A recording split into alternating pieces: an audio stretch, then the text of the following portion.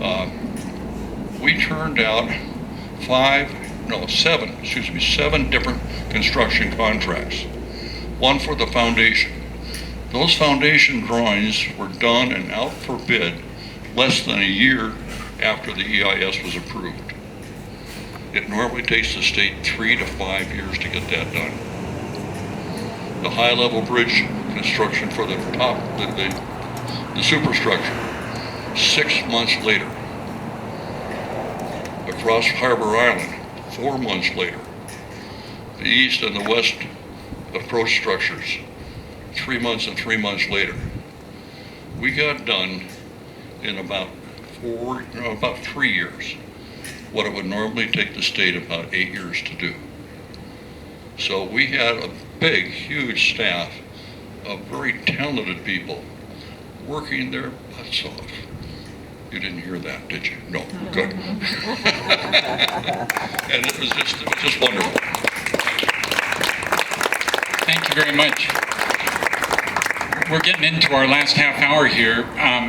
I want to get to the opening of the bridge, and that was 2 different times, eastbound lanes and westbound lanes, and there were ceremonies, and Magnuson was out for that. But who's going to tell the story of Rolf Nesland? Because during the construction of the bridge, there was a little sideshow going on in court. Bob, would you like to take that? I'll do it. I spent quite a bit of time with Rolf Nesland and his wife, Ruth, today, and I really haven't done that too much in the past, but I was struck by the fact that Nesland was considered kind of a buffoon. He was 81 years old and a pilot when the ship hit the bridge. But he was a very interesting guy, unusual. Yeah. Unusual guy. He actually had 3 families at this. He actually had 3 families. He had children. He had no children with Ruth, but he had 4 children, 2 with one woman and 2 with her sister. And those children were kind of in his orbit. They stayed within his orbit. Additionally, he was torpedoed in World War I and spent a full day on junk in the ocean, in the Atlantic Ocean. And he also was in the Merchant Marine in World War II. So he had a very, very interesting life. Unfortunately, he did marry Ruth, which was a big problem. The Coast Guard found that Nesland, there was evidence to suggest that Nesland was derelict in some of his communications on that night. And so he quit under considerable pressure. He quit being a pilot, which is a great job, and returned home in 1980. And he and his wife, Ruth, spent a considerable amount of time trying to figure out how to limit their liability. Is somebody going to sue me for my retirement? Are they going to take my home? So they did that kind of work, and ultimately it led to a lot of strife. They lived on Lopez Island. They were big drinkers, both of them. Not frequently, but 2-3 times a year, the cops would have to go to the house to break up a fight. And then finally, there was a big argument in the Nesland home. She shot him twice in the head. Her brother cut up the body into little pieces, and it's unclear whether they used a commercial grade what do they call it, grinder, to grind them up. They put them in a burn barrel, burned the body until it was ashes, and then they put it in a compost pile, in the bottom of a compost pile. So that's what happened to Rolf. But what she said is that he told her that he was going to Norway for an extended visit somebody had driven the car from Lopez Island to the Anacortes Ferry Station and abandoned the car there.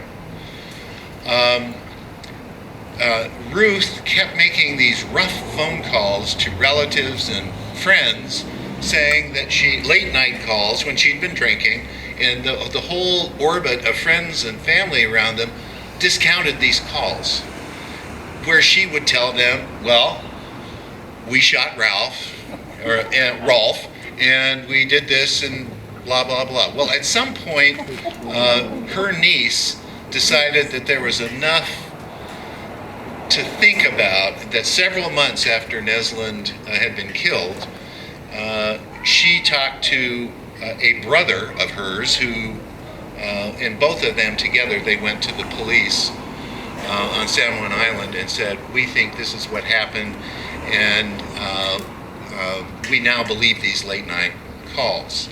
So soon after, the police came out with the backhoe and they started digging up everything. They found blood in a bunch of places. They had poured a new floor and they found blood in the concrete. And so they arrested her. It took them 6 years to get her to trial because she had health problems and she was kind of falling apart. And during one of the times that she was at home waiting trial, she ran into two bikers who were biking on Lopez Island, injured both critically, and she was DUI.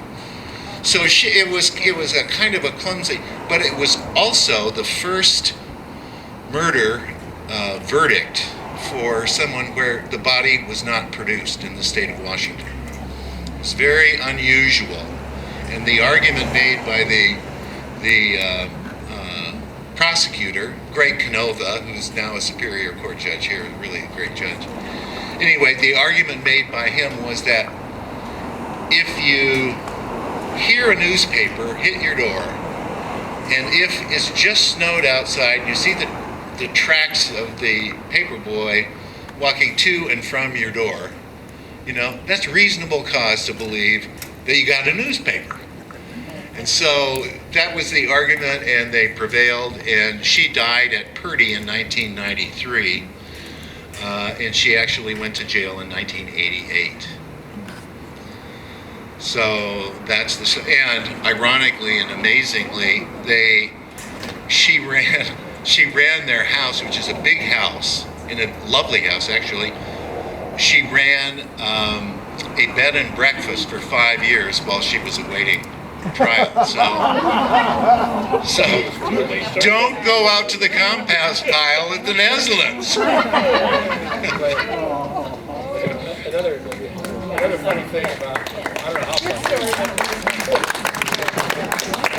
After I left the West Seattle Herald, I went for almost a decade to United Press International, and by the time they got around to trying Ruth Nesland, after all this, I actually covered part of this trial up in Friday Harbor, and the whole thing was a big tragedy, obviously, but it was interesting because when you first went to the Friday Harbor courtroom, there were the Seattle Times, Seattle PI, UPI, the AP, other kind of local news organizations, but by the time evidence started to come out about burning body parts in the trash barrel, literally more than half the courtroom became journalists. There was no room for the public anymore. They had squeezed everybody out because the details had become lurid enough that it finally made UPI national news and everything else. Otherwise, it wasn't the kind of story that we normally covered.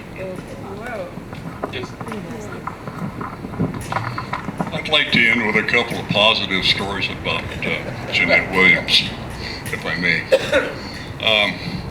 As the bids were coming in on the high-level bridge, it appears that we had put enough inflation factors on the estimates that there was going to be money left over.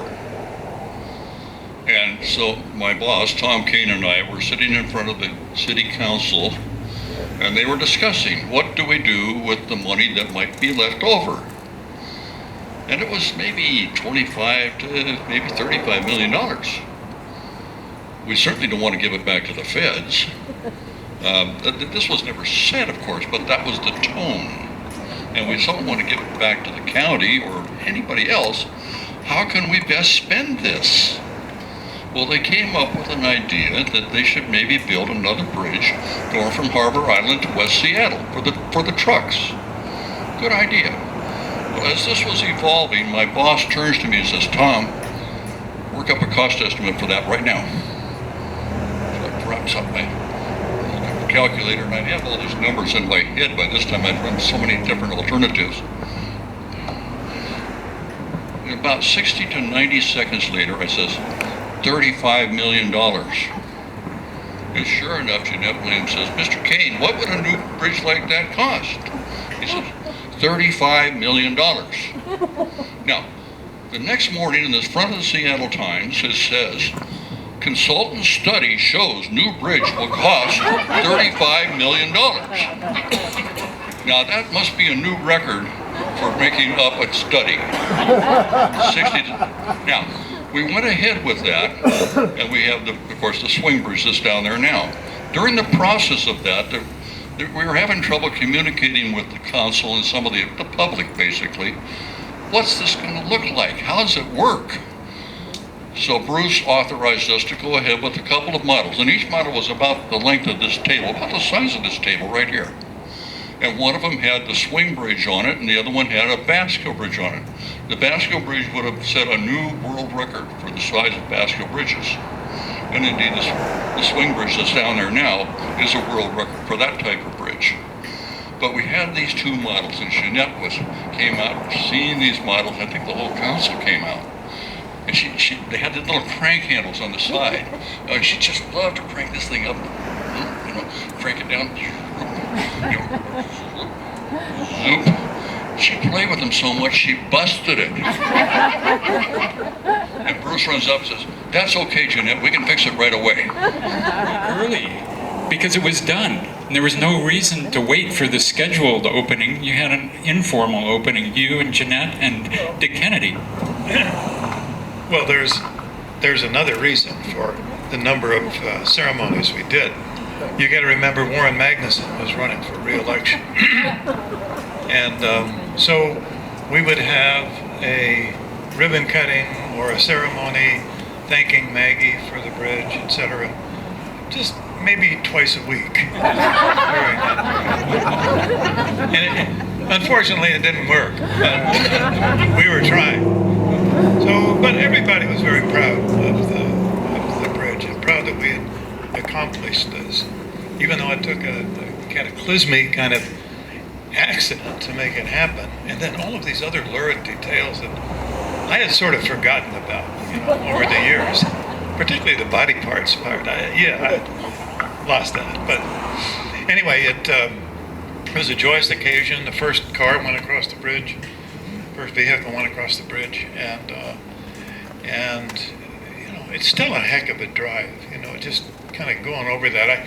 I remember, I'm not a big fan of heights, and I'm standing on the bridge up there, and it's not a very high barrier. So you're standing up there on the top and thinking, wow, this is beautiful, but I want to stand back from the edge a little bit. But still, I drive over. I live in Pioneer Square today, so I use the bridge to go. We don't have a major grocery store in Pioneer Square, so I drive out First Avenue now to that great new on-ramp, and I go over the West Seattle Bridge out Admiral to the Metropolitan Market or the QFC or Safeway up there, and it's just very handy. You just do it. But I got stopped by a cop the other day coming down the hill toward the bridge on-ramp, and the guy comes up and stops me. He stops me and comes up to the car and said, "Let me see your driver's license, insurance." I gave it to him. He goes back into his car and he's gone for like 15, 20 minutes. And I know enough about this stuff to know that either I've got a terrible long rap sheet somewhere, but he comes back to the car and he looks in the window and he says, "I thought it was you. I've been Googling you." And he said, "Yeah." And he shows me his little handheld, and he's got a Google picture of me as mayor. And he says, you hired me 25 years ago.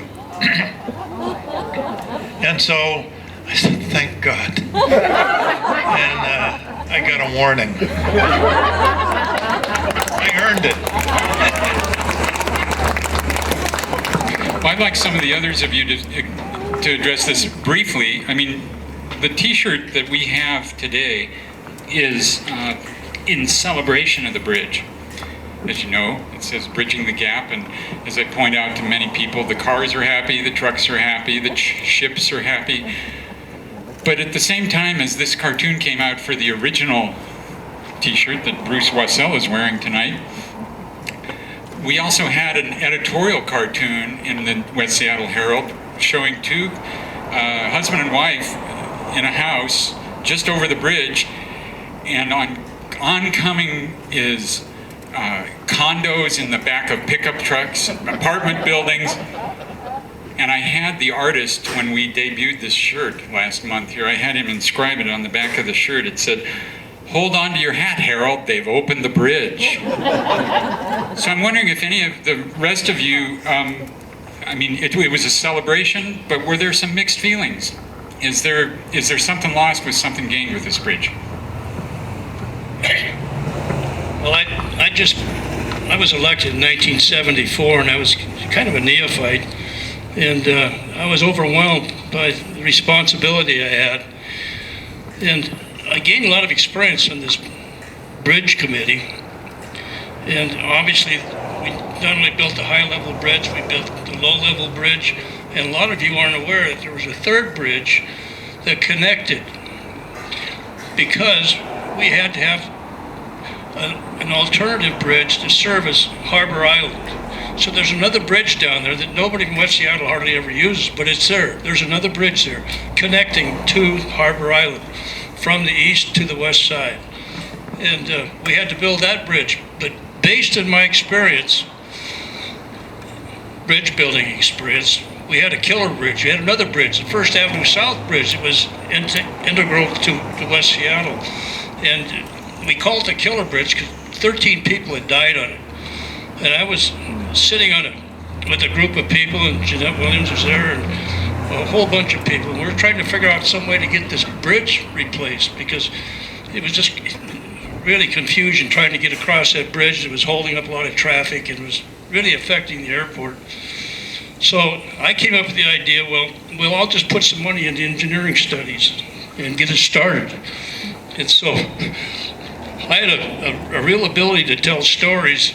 And I said, well, I'll pledge $250,000 to get this thing going for the engineering studies. And everybody just followed along, and we all put this money up. And I held my breath and, oh God, I'm gonna go back and face my commission now. And tell them I just gave $250,000 away. So I went to Dick Ford, and he says, God, you could have pledged more. We could have taken it out of the Airport Development Fund. So anyway, that's the story behind the First Avenue South Bridge. Thank you, Clay, and the Southwest Seattle Historical Society for organizing this. It's so much fun to hear all of these stories, and especially about the intrigue and the conversations that went on in offices in Washington, D.C. and in the Port of Seattle. We know that those conversations do occur. Those conversations were among bold and visionary people like Charles Royer and Jeanette Williams and Warren Magnuson, and we continue to need that kind of leadership today.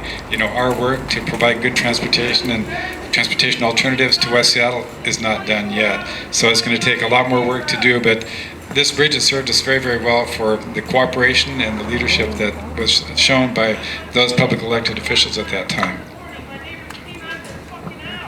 Any other parting comments before we take questions? Could I just make one? But you're shy. On my mind are several people who aren't here. Tom Kane is one. I got to know Tom really, really well. We flew a lot to DC, and he was really quite a guy. And too bad he's not here. Another name that comes up for me is Art Marinick, who was the acting city engineer and worked on this project really, really hard. The third name is Jerry Robinson, who just passed away, I think, a month ago. I just saw his obit the other day. I couldn't believe it. And another guy was kind of a foil for the secession for him, I'm sure. Dick Kennedy. He was a sweetheart. And he would rant about the city and everything, and then give you a big hug and say, don't worry about it. So anyway, those 4 people, and I'm sure there are more, but those 4 people are on my mind. And Jerry's son, Mike Robinson, is here in the, or not Mike, Patrick Robinson is here in the audience. Yes, Patrick's here covering it for the Herald, aka West Side Weekly right now. Okay, questions? I'll bring the mic to you. No. My name is Dan Thive, and I was a bridge operator from about 1968 until just before this bridge went down. In 1973, I put a campaign together to stop the original high-rise bridge that was designed by Fritz Leonhard. And some of our objections to that was the post holding up the cable stay girder bridge was put in the middle of the channel. But I worked with Tim Hill on that, and Tim and Phyllis Lamphere were very good friends, and then they parted ways during that campaign. I have since become a very good friend of Phyllis Lamphere after we've talked about this for a long, long time. She's an absolutely wonderful person. But during that period of time, I was a bridge operator, and I worked on the Spokane bridges during that time to some degree. The problem was not the bridge being raised up and lowered. The problem was after you got on the east side of the bridge, the roadway went down to the ground level and was stopped by the trains, and everybody blamed it on the bridge. Well, the bridges went up for 3 to 5 minutes, 4 or 5 times, or 2 or 3 times a day, not very often at all. And so when I pointed that out in front of the city council, there was a city council representative from West Seattle named Best, and finally he was so obnoxious to me, I started referring to him in public as Councilman Worst. And then we got pushed into a group with Richard Ford, and we said, well, why don't you raise this up and make a high level, a 65-foot bridge over the east channel, so you have 2 channels for most of the boats. And he said, we don't want to do that, because if the people recognize that there isn't a problem, we won't get the high level bridge. And so there was a bit of intrigue there. And I can remember during those days, before Charlie was mayor, Bob would come out with his microphone and we would stand there and talk. Well, the only other thing I'll have to say about that is I got a young intern to work with us on it, and it was his first campaign anywhere. His name is Frank Chop, and I don't know whatever happened to him, but thank you so much.